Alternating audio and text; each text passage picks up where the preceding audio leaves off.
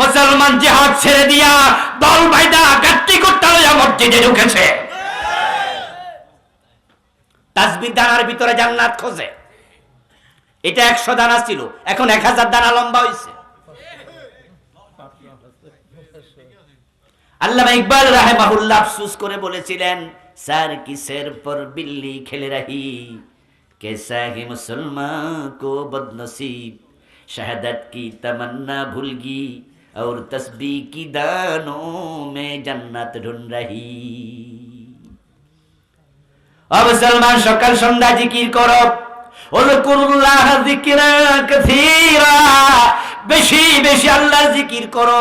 এগুলো করতে হবে, এটা নফল, এটা নফল। সকাল সন্ধ্যা জিকির করো, বেশি বেশি জিকির করো, এটা হলো নফল। আর অন্যায়ের বিরুদ্ধে জিহাদ নফল না ফরজ? গুরুত্ব কোনটার বেশি? তো জিহাদ সাল্লাহ কেন?